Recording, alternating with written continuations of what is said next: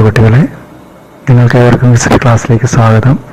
First of all, I wish you all the blessings of God. In the previous year, we have studied different themes in world history from the prehistoric age to the modern age. This year, we will discuss different themes in Indian history, the historical developments in India during the ancient period, medieval period, and the modern period. These historical developments are arranged in 15 units or themes. The first theme deals with the Harappan culture or the Indus Valley civilization. Harappa was the first site where the evidence of the civilization was discovered by the archaeologist. അപ്പോൾ ഈ സംസ്കാരത്തെക്കുറിച്ച് ആദ്യമായിട്ട് ചില തെളിവുകൾ നമുക്ക് ലഭിച്ചത് ഹാരപ്പയിൽ നിന്നുമാണ്. അതുകൊണ്ടാണ് ഇതിനെ ഹാരപ്പൻ സംസ്കാരം എന്ന് വിളിക്കുക. Most of the informations about these civilizations comes from the archaeological sources like their houses, pots, ornaments, tools, seals, etc. അപ്പോൾ പുരാവസ്തുക്കളെ ഗവേഷണം നടത്തിക്കൊണ്ടാണ് ചരിത്രകാരന്മാർ അല്ലെങ്കിൽ പുരാവസ്തു ഗവേഷകർ ഈ സംസ്കാരത്തെക്കുറിച്ചുള്ള ചില കണ്ടെത്തലുകൾ നടത്തിയിട്ടുള്ളത്. Because there is no written documents about the Harappan people. So the archaeologists depend only the ancient remains or the archaeological remains. It is one of the ancient civilizations of the world.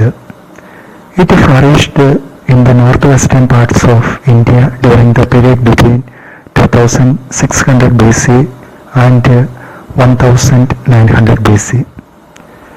ഏതാണ്ട് 2600 BCക്കും BC 1900 ഇടയിലുള്ള കാലഘട്ടത്തിലാണ് ഹാരപ്പൻ സംസ്കാരം വളർന്നു വന്നത്. It is one of the contemporaries of the Mesopotamian, the Egyptian and the Chinese civilizations. അപ്പോൾ ഈ 4 സംസ്കാരങ്ങൾക്കും പൊതുവായ ചില സവിശേഷതകളുണ്ട്. പ്രത്യേകിച്ചും Indus valley civilization, Mesopotamian civilization, Egyptian civilization, Chinese civilization, ഇത് 4 നദീതട സംസ്കാരങ്ങൾ എന്നാണ് അറിയപ്പെടുക. River valley civilizations, because all these civilizations were flourished on the banks of river. Indus Valley civilization was flourished on the banks of the river Indus. Mesopotamian civilization flourished on the banks of the rivers Euphrates and Tigris. Egyptian civilization was developed on the banks of the river Nile, and the Chinese civilization developed on the banks of the river Huanghe. So all these civilizations are called river valley civilizations. ഇതിന് മറ്റൊരു പേരിലൂടെ അറിയപ്പെടാറുണ്ട്, bronze age civilization. എന്തുകൊണ്ടാണ് അങ്ങനെ വിളിക്കുക? Because bronze was the metal used by these people for making tools and weapons. They were unaware of iron. ഇരുമ്പിനെ കുറിച്ച് അവർക്ക് യാതൊരു ആശയവും ഉണ്ടായിരുന്നില്ല, അറിവുണ്ടായിരുന്നില്ല. മറിച്ച് വെങ്കലമാണ്, ബ്രോൺസ് ആണ് അവർ ആയുധ നിർമ്മാണത്തിനായിട്ട് ഉപയോഗിച്ചിരുന്നത്. അതുകൊണ്ടാണ് ഈ സംസ്കാരങ്ങളെ വെങ്കലയുഗ സംസ്കാരം എന്നുകൂടി വിളിക്കുക. The Harappan culture was characterized by the emergence of large cities, planned townships, uniform types of bricks, weights and measures, seals, beads, pottery and long distance trade. ഇങ്ങനെ പല രീതിയിൽ ഹാരപ്പൻ സംസ്കാരം സവിശേഷ ശ്രദ്ധ അർഹിക്കുന്ന ഒന്നാണ്. അവർക്ക് ഇന്ത്യൻ ഉപഭൂഖണ്ഡത്തിലെ മറ്റ് പ്രദേശങ്ങളുമായിട്ട് വ്യാപാര ബന്ധങ്ങളുണ്ടായിരുന്നു, മെസൊപ്പൊട്ടേമിയയുമായിട്ട് വ്യാപാര ബന്ധങ്ങളുണ്ടായിരുന്നു. അവർ ചുടുകട്ടുകൾ ധാരാളമായിട്ട് നിർമ്മിച്ചിരുന്നു. ആ കട്ടകൾക്കെല്ലാം ഒരേ വലുപ്പമായിരുന്നു. അവർ വെയ്റ്റ്സ് ആൻഡ് മെഷേഴ്സ്, അളവ് തൂക്കങ്ങൾ നിർമ്മിച്ചിരുന്നു. സീൽസ്, മുദ്രകൾ നിർമ്മിച്ചിരുന്നു. അങ്ങനെ എല്ലാ തരത്തിലും വളരെ സവിശേഷത അർഹിക്കുന്ന ഒരു ജനതയായിരുന്നു ഹാരപ്പൻ ജനത. നമുക്കറിയാം, എഴുതപ്പെട്ട ഒരു രേഖകൾ, എന്തെങ്കിലും രേഖകൾ ഉണ്ടായിരുന്നെങ്കിൽ ഈ സംസ്കാരത്തെക്കുറിച്ച് കൂടുതൽ നമുക്ക് അറിവ് ലഭിക്കുമായിരുന്നു. പക്ഷേ അത് നമുക്ക് ലഭ്യമല്ല. എങ്കിലും ഹാരപ്പൻ ജനതയ്ക്ക് ഒരു ലിപി ഉണ്ടായിരുന്നു, എഴുത്ത് സമ്പ്രദായം ഉണ്ടായിരുന്നു. They had a script, but it is considered as an enigmatic script. അതൊരു നിഗൂഢ ലിപിയായിട്ടാണ് കരുതപ്പെടുക. കാരണം ഇതുവരെ അത് വായിച്ച് മനസ്സിലാക്കാനായിട്ട് പണ്ഡിതന്മാർക്ക് സാധിച്ചിട്ടില്ല. Harappans invented A writing system. Their script was mainly found on their seals. It consisted a large number of signs and symbols. ഒത്തിരിയേറെ ചിഹ്നങ്ങളും അതുപോലെ സിംബിൾസും ഒക്കെയുള്ള മുദ്രകളുള്ള ഒരു ലിപിയായിരുന്നു ഹാരപ്പൻ ജനതയുടെ ലിപി, script. Therefore, it was mainly a pictographic script. അതുകൊണ്ട് തന്നെ ചരിത്രകാരന്മാർ വിളിക്കുക ഒരു ചിത്രലിപി എന്നാണ്, pictographic script. The Harappan script was not yet deciphered. ഇപ്പോഴും അത് വായിച്ച് മനസ്സിലാക്കാൻ സാധിച്ചിട്ടില്ല. അപ്പോൾ സമീപഭാവിയിൽ ഒരു പക്ഷേ അത് വായിച്ച് മനസ്സിലാക്കാൻ സാധിക്കുമായിരിക്കാം. അങ്ങനെയെങ്കിൽ നമുക്ക് ഈ സംസ്കാരത്തെക്കുറിച്ച് കുറെ കൂടി വിശാലമായ അറിവുകൾ ലഭിക്കാനായിട്ടുള്ള സാധ്യതയുണ്ട്. നമ്മൾ ഹാരപ്പയെക്കുറിച്ച് കേട്ടു. ആദ്യമായിട്ട് ഈ സംസ്കാരത്തെക്കുറിച്ചുള്ള തെളിവുകൾ കിട്ടിയ സ്ഥലമാണ് ഹാരപ്പ. എന്നാൽ പിന്നീട് നടന്ന ഗവേഷണങ്ങളുടെ ഫലമായിട്ട് മറ്റ് പല നഗരങ്ങളുടെ അവശിഷ്ടങ്ങൾ കണ്ടെത്തിയിട്ടുണ്ട്. അതിലേറ്റവും പ്രധാനപ്പെട്ട ഒരു നഗരം എന്ന് പറയുന്നത് മോഹൻജൊദാരോയായിരുന്നു. ഒരുപക്ഷെ ഹാരപ്പയെക്കാളും കുറെ കൂടി വികാസം പ്രാപിച്ച ഒരു നഗരം എന്ന് പറയുന്നത് Mohenjodaro. It was A planned city. Mohenjo-daro is the most well-known site of the Harappan civilization. This city is situated on the banks of the river Indus in the Larkana district of Sindh in Pakistan. ഇന്നത്തെ പാകിസ്ഥാനിലെ സിന്ധ് പ്രവിശ്യയിലെ ലർക്കാന എന്ന ജില്ലയിൽ ആണ് മോഹൻജൊദാരോ എന്ന സ്ഥലം ഇന്ന് സ്ഥിതി ചെയ്യുക. The term Mohenjo-daro literally means the mound of the dead. This planned city is divided into two sections. First is the citadel and the next is the lower town. അതായത് മോഹൻജൊദാരോയ്ക്ക് രണ്ട് ഭാഗങ്ങളുണ്ടായിരുന്നു. ഒന്ന് സിറ്റഡൽ, ദുർഗം അല്ലെങ്കിൽ കോട്ട. രണ്ടാമത്തേത് കീഴ്പട്ടണം, lower town. Citadel is a small artificial platform. അതായത് മോഹൻജൊദാരോയിലെ പടിഞ്ഞാറ് ഭാഗത്തുള്ള കുറെ താരതമ്യേന ഉയർന്ന ഒരു പ്രദേശത്തെയാണ് അല്ലെങ്കിൽ സ്ഥലത്തെയാണ് സിറ്റഡലായിട്ട് കരുതപ്പെടുക. ഒരുപക്ഷെ അവരുടെ ഭരണ സംവിധാനങ്ങളുടെ എല്ലാം കേന്ദ്രമായിരുന്നു ഈ citadel. It was built on the western side of the city. There were two reasons for the unusual height of the citadel. First, it was built on a high ground. Secondly, the buildings on it were constructed on mud bricks platforms. ഇഷ്ടികകൾ കൊണ്ട് നിർമ്മിച്ച പ്ലാറ്റ്ഫോമിന് മുകളിലാണ് വീണ്ടും കെട്ടിടങ്ങൾ നിർമ്മിച്ചിരുന്നത്.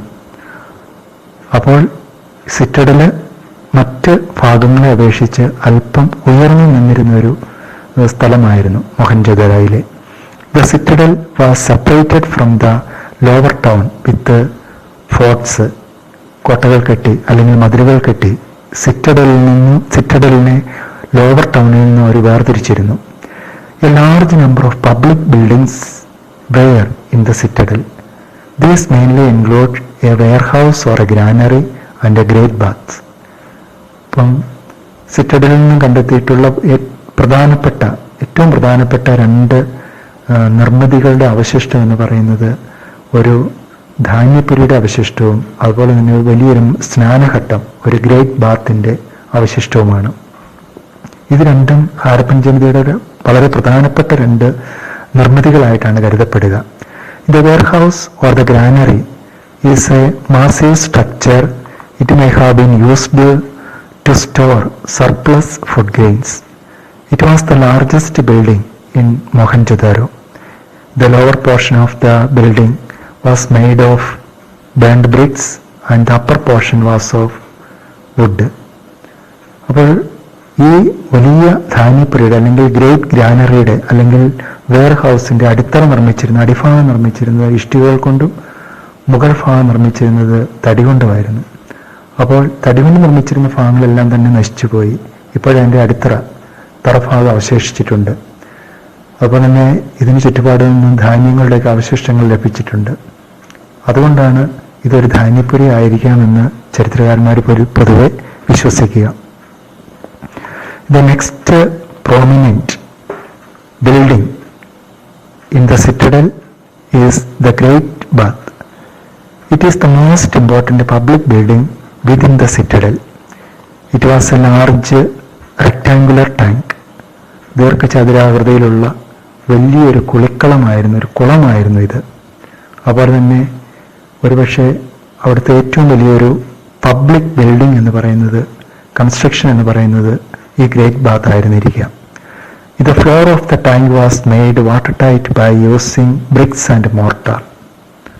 അപ്പോൾ തന്നെ വെള്ളം leak ചെയ്ത് പോകാതെ അല്ലെങ്കിൽ മണ്ണിലേക്ക് വലിഞ്ഞു പോകാതെ അതിൻ്റെ അടിത്തറ ഇഷ്ടികയും അതുപോലെ തന്നെ കുമ്മായക്കൂട്ട് ഉപയോഗിച്ച് വളരെ ടൈറ്റ് ആക്കിയിരുന്നു.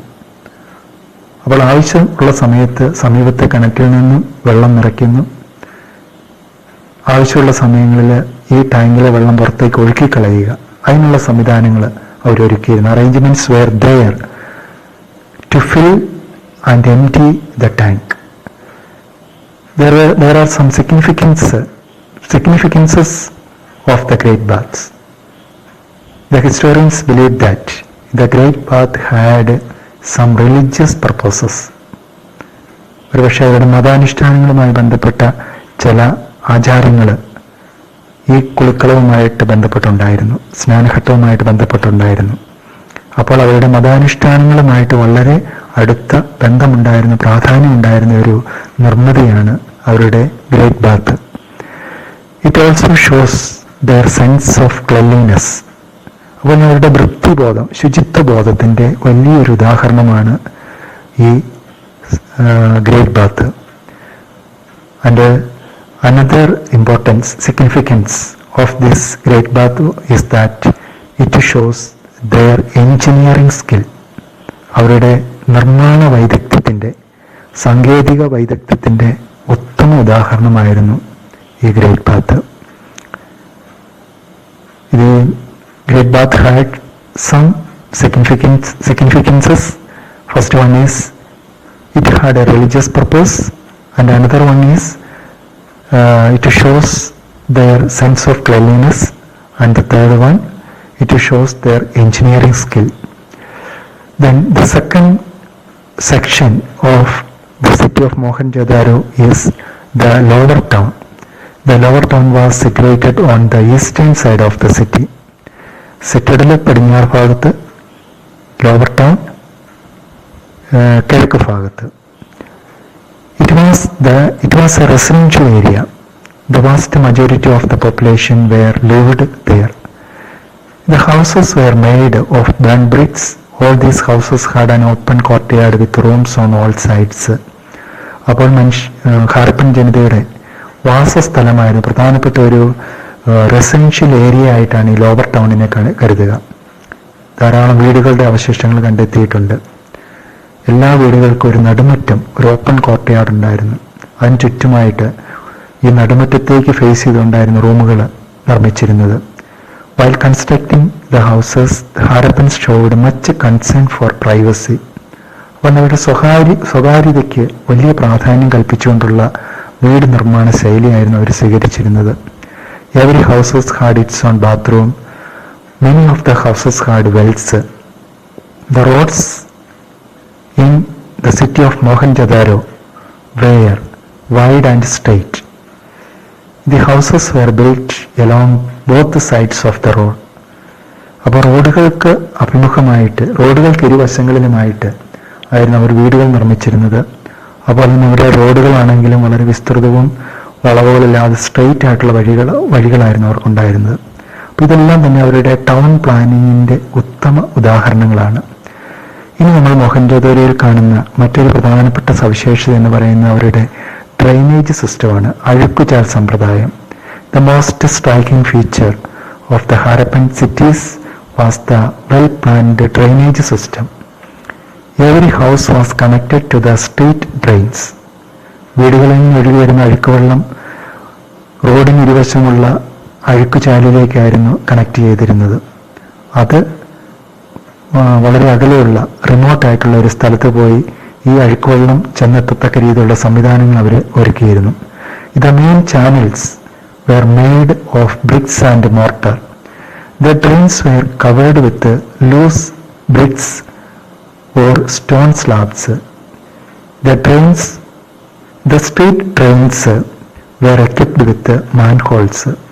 അപ്പോൾ തന്നെ വലിയ ഓടകളൊക്കെ നിർമ്മിച്ചിരുന്നത് ചുടുകട്ട കൊണ്ട്, അതുപോലെ തന്നെ കുമ്മായക്കൂട്ട് ഉപയോഗിച്ച് വളരെ സ്ട്രോങ് ആയിട്ടാണ് അവർ നിർമ്മിച്ചിരുന്നത്.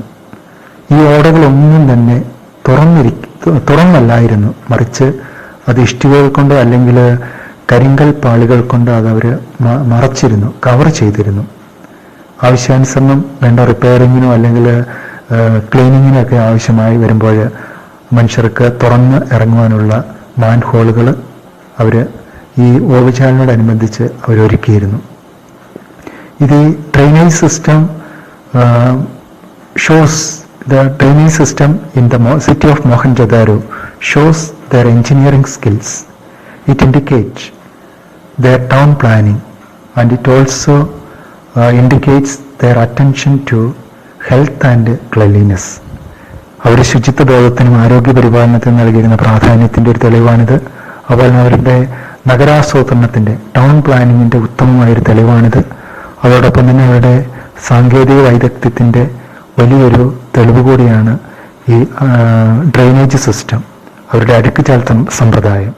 ഇങ്ങനെ എല്ലാ അർത്ഥത്തിലും ആധുനിക നഗരങ്ങളോട് കിടപിടിക്കത്തക്ക രീതിയിലുള്ള സംവിധാനങ്ങളോട് കൂടിയ ഒരു നിർമ്മാണ ശൈലിയാണ് ഹാരപ്പൻ ജനത സ്വീകരിച്ചിരുന്നത്. നമുക്കിന്ന് ഈ ക്ലാസ് ഇവിടെ അവസാനിപ്പിക്കാം. ബാക്കി ഭാഗങ്ങൾ അടുത്ത ക്ലാസ്സിൽ. Thank you all.